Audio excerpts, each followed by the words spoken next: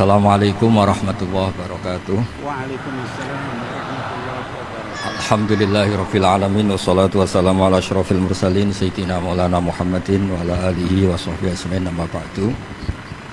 Ingkang sangat kula hormati niki wonten Habib Nabil, semua keluarga besar Habib Mungtir, semua min usulihi wa furuhi sedanten ingkang kula hormati.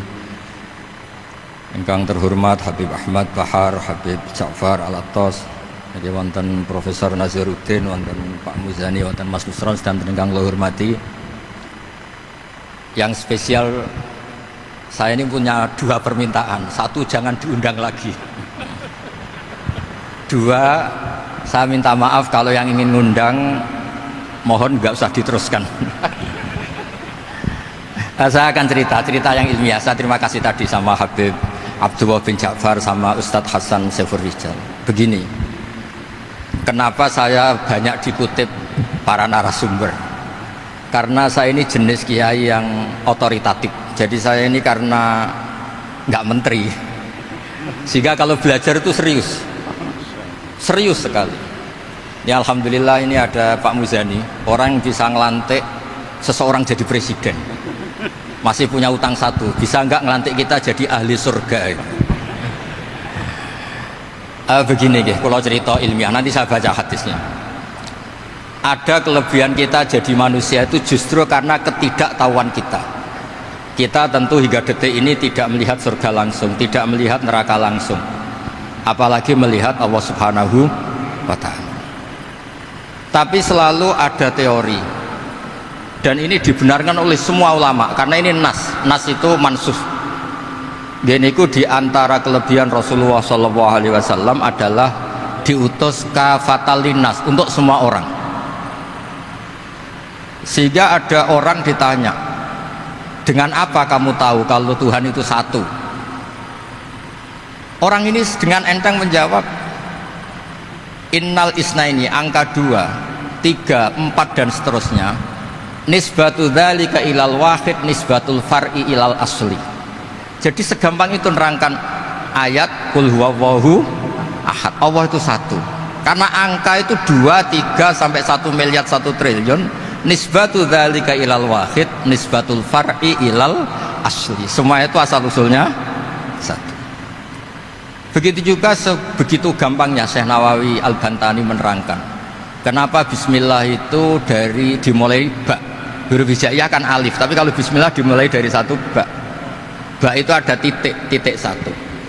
Anda gambar kambing, gambar apa saja, gambar Anda entah baik entah jelek, itu tetap dimulai satu titik. Nah satu titik ini disebut nuqtatil wujud, asal usul wujud. Sebab itu kitab I'anatul Thalibin, tadi Habib Nabil cerita sanad-sanadnya Mbah Mun. Sebetulnya kalau boleh angkuh, yang berhak cerita itu saya, karena kitabnya milik saya.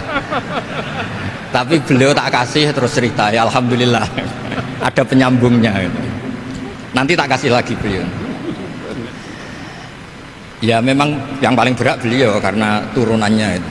Tapi kitabnya dari saya, jadi ya satu-satu. Kitab I'anatul Thalibin itu dikarang oleh ulama top, namanya Said Abi Bakar Syato. Beliau punya murid yang sangat terkenal di Indonesia, namanya Syekh Mahfud At-Turmusi. Syekh Mahfud ini punya murid, diantaranya yang paling terkenal tentu Mbah Hashim sama Mbah Ahmad Dahlan, pendiri Muhammadiyah. Jadi kemudian kitab I'anah ini populer sekali untuk menerangkan fikih-fikih di Indonesia. Termasuk cerita bahwa wujubul jihad itu wujubul wasail lal maqasid. Jadi jihad itu wajib, itu wujubul wasail lal maqasid. Saya mencari di sarah. Sekiranya dakwah itu bisa tidak dengan jihad, dengan pengajian kayak Majelis Rasulullah, kayak Majelis Nurul Mustafa, kayak kiai-kiai kampung, itu sudah cukup karena sudah isolul maksud, orang sudah menjadi kenal Allah Subhanahu wa Ta'ala. Sebab itu ketika Sayyidina Ali diutus di beberapa peristiwa termasuk di Khaybar, Sayyidina Ali didhawuhi la ayyahdiyawu bika rajulan wahidan khairan laka min khumrin na'am. Ada satu saja yang Islam karena kamu itu lebih baik daripada kemenangan. Nah, kemudian ini supaya otoritatif menghormati masjid ini, Masjid Istiqlal, masjid yang luar biasa bersejarah. Saya baca keterbatasan kita, tapi ini menjadi kelebihan. Ini hadis di Sahihul Bukhari. Nanti sebagai cirinya saya tinggal supaya ini tadi otoritatif tadi, supaya semuanya pakai sanad. Ini hadis dari Sahihul Bukhari, sehingga Anda tidak perlu tanya ini sahih apa enggak, karena ini di Sahih Bukhari. Ikutnya nomor hadisnya itu 6408. Monggo kalau mau dihafal. Biasanya jenengan kan hanya hafal Arba'in Nawawiyah. Ini hadis ini nomor 6408. Ada keterbatasan yang akhirnya menjadi kelebihan kita, yaitu kita tidak tahu Allah Subhanahu wa taala. Suatu saat para malaikat ditanya, apakah mereka yang membaca tasbih di sini, misalnya di Istiqlal ini, ngerti saya? Kata Allah. Kata malaikat, tidak tahu. Fayaqulu hal ra'auni. Qal fayaqulu nala wallah ma ra'auka. Qal fayaqulu kaifa la ra'auni. Yaquluna wa asyaddalaka ibadatan wa asyaddalaka tamjidan wa aktsarolaka tasbihan. Andaikan manusia itu ngerti engkau ya Allah, maka tasbih mereka ini akan lebih dari kita. Saya beri contoh, ini terutama untuk dzurriyyah Rasulullah SAW. Nabi itu manusia, basar, tapi lakal basar. Nabi ketika muji Allah Subhanahu wa taala ini supaya kalau sholat jangan hayati. Misalnya pertama muji begini, lakal hamdu mil'us samawati wa mil'ul ardi. Kebanyakan di Jawa memang baca pakai rofaknya mil'u, tapi di beberapa sanad dibaca mil'a, itu urusan i'rab lah. Engkau itu saya puji seluas langit dan bumi, seluas langit dan bumi. Seluas langit dan bumi itu nggak keren, karena langit ini tetap mahsurah, as-samawat ini apapun luasnya langit itu tetap terbatas, bumi apapun luasnya juga terbatas. Apa yang diteruskan oleh Rasulullah SAW? Wa mil'u ma syi'ta min syai'im ba'du. Dan pujian saya ini ya Allah sesuai kehendakmu, sejumlah kehendakmu, karena ini yang tidak terbatas. Begitu juga ketika Nabi dengan keterbatasan sebagai manusia, bukan sebagai habibullah, atas nama manusia. Nabi itu punya dua sisi, kadang sebagai basar, kadang sebagai habibullah, dan sama-sama penting untuk mengawal Islam ini. Saya ulang lagi, sama-sama penting untuk mengawal Islam ini. Ketika Nabi sebagai basar ngendikan begini, la nuhsi Allahumma lakal hamdu hamda yuwafi ni'amaka, misalnya pakai mukhatab, wa yukafi umazidak. Saya memuji engkau ya Allah dengan pujian yang sesuai jumlah nikmatmu, wa yukafi umazidak, dan bisa berserasian dengan tambahan-tambahan nikmatmu.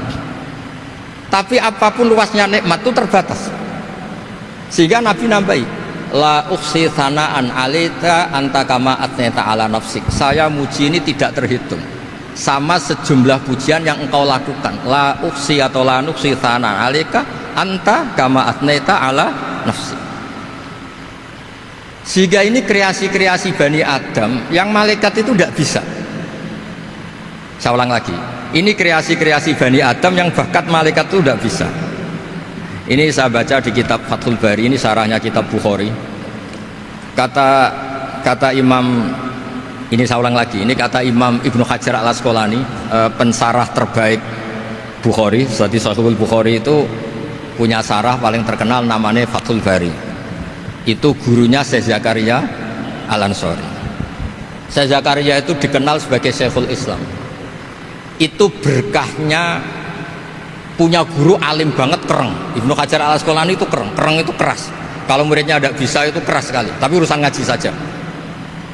Terus punya murid itu pinter sekali, namanya Ibnu Hajar al-Haytami. Jadi beliau kalau mau ngaji ya susah, karena gurunya itu alim, nyuruh baca. Kalau mau ngajar ya susah, muridnya itu alim, takut salah. Jadi akhirnya pinter. Orang punya murid alim alama itu kan bingung. Makanya saya tidak suka kalau Profesor Nazar ngaji saya, nanti ngoreksi repot. Sudah gitu Islamnya beliau formal karena Menteri Agama, saya non formal. Lama-lama Islamnya beliau legal, saya ilegal. Kan jadi repot nanti. Makanya tadi tak bully, tak cocokkan. Kalau jenengan Menteri Agama sampai akhirat berarti top. Tapi kayaknya di akhirat saya yang ngelamar jadi Menteri Agama. Tidak ada, ini nggak penting lah. Ini hanya gojlokan saja supaya kelihatan bahwa menteri pun juga warga nopo Indonesia. Begini kata Ibnu Hajar Al Asqalani, ini saya baca ya supaya penghormatan saya sama Habib Umar Hafid. Saya ini baca kitab beliau khatam serius, namanya Taujihun Nabi li Mardoti Bari, yang ditulis oleh Ustadz Fahmi bin Ali bin Ubaidun. Saya baca banyak, termasuk ketika beliau punya manhaj yang tidak populer, kata beliau fala buddha antuwattina nafsaka ala annana khudamatu hadal kaun. Kamu harus yakin bahwa tugas kiai, tugas ulama itu khudamatu hadal kaun, mengkhidmati semua alam raya ini. Dan jangan pernah putus asa, misalnya melihat non muslim terus kamu putus asa, ini non muslim enggak, bisa saja suatu saat rubbama aslama fakhasuna islamu, bisa saja dia Islam fakhasuna Islam. Nah, ini wirasah nabawiyah, karena dulu Nabi ketika dari kampung Abdi Yalil dan disakiti, malaikat Jibal itu usul supaya kampung itu dihabisi, kata Nabi apa? La bal arju ayukhrijawah min aslabihim ma ya'buduwaha wa la yusyriku bihi syai'an. Bisa saja bapaknya masih kafir, anaknya Islam, cucu-cucunya apa? Islam. Kayak apa Nabi itu? Rojaknya Masya Allah. Nah kemudian ini kembali ke tasbih tadi. Kata Ibnu Hajar Al Asqalani, yukhadu min hadal hadis anna dzikral hasil min bani Adam a'la wa asyrafu min adzikri al hasil min al malaikah li husuli dzikril adamin ma'a kasratis syawaghil wa wujudis sawarif wa sudurihi fi alamil ghaibi bi khilafil malaikati fi dzalika kulli. Jadi kita ini enggak melihat Allah langsung, enggak melihat surga langsung, enggak melihat neraka langsung, tapi cara kita zikir wis nak wedi neraka yo nuwangis tenan, padahal yo ora mesti mlebu neraka, lha nuwangis tenanan. Kayak apa iman kita? Nah, iman seperti ini sesuai kriteria awal sing dikersana Allah, alladzina yu'minuna bil ghaib. Maka andekan saya ini kok dikasih mukasyafah sama Allah untuk melihat surga, saya milih enggak melihat supaya ngikuti yang tetap ghaib. Nanti kalau saya melihat langsung kemudian iman, kata Allah, akeh tunggalih aku iman mau melihat itu. Jadi kadang-kadang keterbatasan kita ini penting. Makanya masyhur Nabi pernah ngendikan, tuba liman ro'ani wa amanabi, tapi wa tuba liman lam yaroni wa amanabi. Kalau orang melihat saya kemudian iman itu biasa. Ini orang zaman akhir tidak melihat saya tapi iman.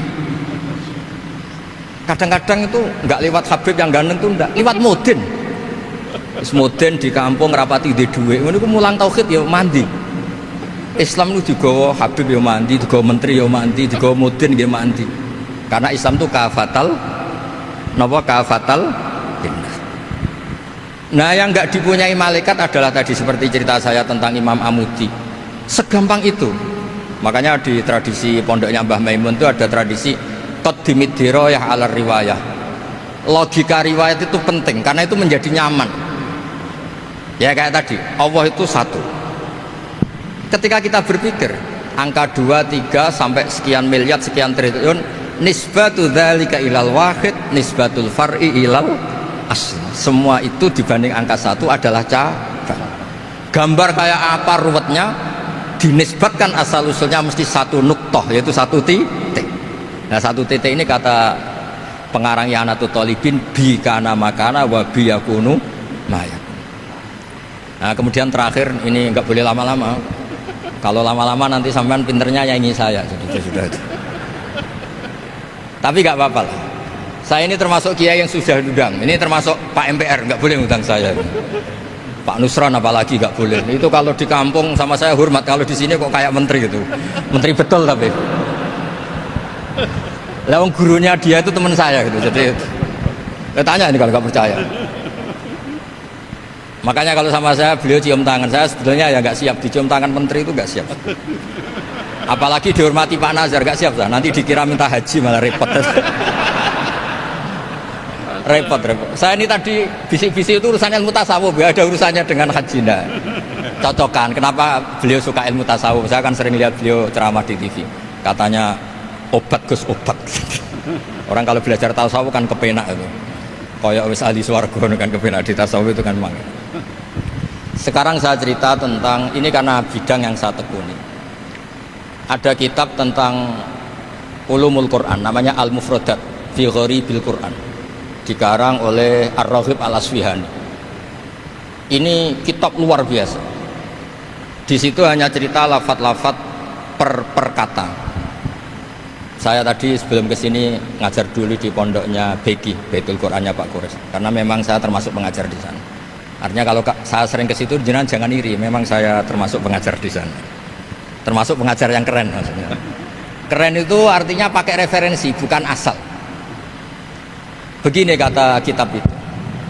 Rasulullah SAW itu kan punya nama Muhammad, orang yang banyak sikapnya atau semua sikapnya terpuji. Termasuk ketika sebagai manusia, sama lagi termasuk ketika sebagai apa?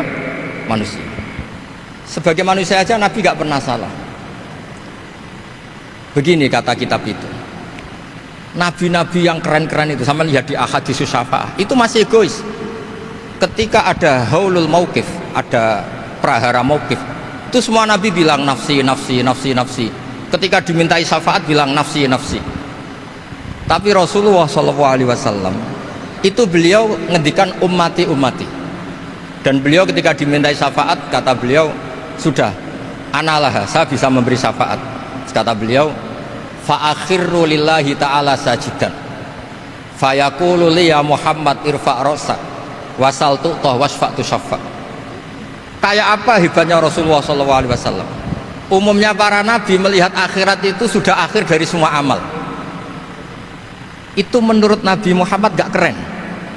Allah itu gak bisa didikte akhirat. Allah itu Tuhan, tetap yaf'alu ma yasha. Jadi gak bisa misalnya sudah akhirat orang nyuwun sewu terus tanya, ya Rasulullah ini sudah akhirat kok jenengan sujud bareng ini gimana? Ini sudah nggak darul amal tapi ini darul jaza. Tidak bisa. Akhirat nggak bisa dibatasi. Karena akhirat nggak bisa membatasi Allah, Nabi tetap dengan rileksnya minta sama Allah. Fa ahmaduhu bima hamida allamani ya rabbi. Kemudian saat itu saya muji-muji Allah dengan pujian yang luar biasa. Terus kata kitab itu, fa Muhammadun Ahmadu min ghairihi. Makanya beliau punya nama Ahmad. Ahmad itu afal tafdil, bukan fi'il mudhari' waqi' mutakallim. Ini pernah madrasah dulu di Kutsian. Tamat terus. Beliau kalau di rumah hormatnya enggak kayak tadi, lebih dari itu. Tadi di sini pejabat terus.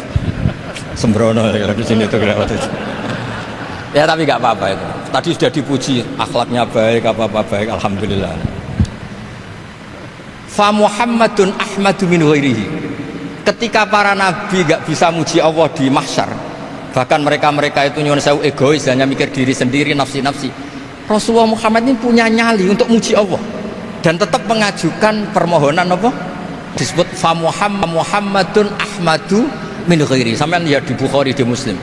Fa Ahmadu bi mahamida allamani rabbi. Tetap muji-muji Allah. Bukti bahwa teori saya benar dan otoritatif adalah yang nggak bisa hilang di surga itu juga wiridan. Ketika kita masuk surga, apa kita kegiatannya? Da'wahum fiha subhanakallahumma wa tahiyyatuhum fiha salam wa akhiru da'wahum alhamdulillahi rabbil alamin. Nah, kemudian ini juga yang terus kemudian dinyatakan al-baqiyatus sholihat. Ini kalimat-kalimat yang abadi. Karena apa? Di dunia ya kita bilang subhanallah alhamdulillah, di akhirat dia bilang subhanallah. Kayak apa kerennya kita sebagai Bani Adam? Nah, makanya disebut alladzina yu'minuna bil ghaibi. Wong tidak melihat Allah, tidak melihat surga, tidak melihat neraka, tapi iman kita ini kayak iman sing musyahadah. Iman sing hakul yakin, ainul yakin. Kenapa demikian? Ya karena tadi kita diajari terus menerus oleh Rasulullah SAW. Yang terakhir saya cerita mukjizat. Ini juga terkait dengan betapa mudahnya hadaddin ini di logika, dicerna. Kata Rasulullah SAW, sabda Nabi di hadis, salang lagi ini hadis sahih di bab awal Fadailul Quran di Sahihul Bukhari. Dicek kalau nggak percaya dicek. Ma minal anbiya'i nabiyyun illa u'tiya minal ayati ma misluhu amana alaihil bashar. Wa innama kana alladzi utitu wahyan auhahu wa ilayya fa arju an akuna aktsarahum tabi'an yaumal qiyamah. Enggak ada nabi kemudian kecuali dikasih wahyu, dikasih mukjizat. Dan mukjizat ini dahsyat sehingga orang itu dipaksa iman. Kayak Nabi Soleh, ada unta besar keluar dari batu. Nabi Musa punya tongkat dipukulkan ke Laut Merah langsung menyibak jadi daratan. Tapi kata Nabi Muhammad SAW, saya itu tidak punya mukjizat kayak itu, juga gak ingin. Saya ini dikasih mukjizat Al-Quran, dan saya berharap karena mukjizat Quran ini adalah terus kemudian umatku menjadi yang terbanyak ila yaumil ya.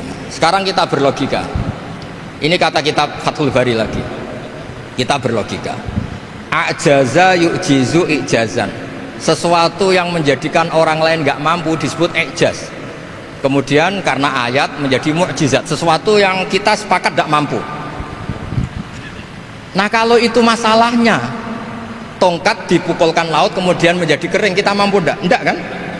Tapi pertanyaannya, Anda bikin nyamuk mampu enggak? Enggak kan? Anda bikin sapi, bikin unta mampu enggak? Enggak kan? Makanya Nabi Muhammad SAW cukup, sudahlah kamu itu manusia, bahkan sekedar menciptakan lalat itu udah bisa. Inna Allaha la yastahi ayyadriba masalam ma'aba'udatan. Kemudian mukjizat ini sama Nabi dicontohkan hal-hal yang keseharian kita. Wa min ayatihil lailu wan naharu wasyamsu wal qamar. Sekarang peristiwa laut dibelah Nabi Musa dengan matahari yang nggak pernah turun mesin, itu keren mana coba? Keren matahari yang nggak pernah turun mesin. Terus kata Ibnu Hajar al-Asqalani, li'annal mu'jizat al-madiyah kanat khisyatan tusyahadu bil absor kana qati soleh wa asa Musa wa mu'jizatul Qur'an tusyahadu bil basirah fakana man yattabi'uhu atau yatba'uhu li ajliha aksar fa innal ladhi yusyahadu bil absor yang qaridu bingkiradi musyahidihi wal ladhi yusyahadu bil basirah bakin, ya saya ulang lagi, bakin, ya bagian terus disaksikan orang sing ja'a badal awali mustamirran. Begini logikanya, mukjizat kayak nakoti soleh atau aso Musa yang terkenal, saya andaikan jadi umatnya Nabi Musa terus dikasih tongkat itu, terus bisa apa coba? Ketika kita punya utang disuruh nyaur, ya nggak bisa dipakai jaminan kan. Sudah gitu orang tanya ini asli apa enggak, kalau asli buktikan, kan ya repot. Tapi kalau kita jadi umatnya Rasulullah SAW ditunggoni Quran, punya banyak masalah resepnya sabar. Kalau nggak bisa sabar ya nyari kiai-kiai tukang ijazah, anak menodongannya mandi. Karena orang mensifati Allah itu macam-macam. Makanya saya pastikan nggak ada agama yang mengajarkan rasional kayak agama Islam. Makanya liqaumi yaqilun liqaumi yatafakkarun. Coba misalnya nyamuk, kamu bikin nyamuk tidak bisa kan? Nyamuk punya organ tubuh kecil, organ tubuhnya punya urat. Kamu mikirnya kayak apa? Sekedar bikin patungnya saja tidak bisa, apalagi bikin nyamuk. Jadi untuk mengakui kudrohnya Allah yang tidak terbatas dan kita lemah, itu tidak usah nunggu peristiwa kayak terbelahnya laut. Cukup wa ma min dabbatin fil ardi wala ta'ir yatiru bi janahihi illa umamun amsalukum inna fi khalqis samawati wal ardi wakhtilafil laili wan nahar, seterusnya la ayatil liqaumi yaqilun.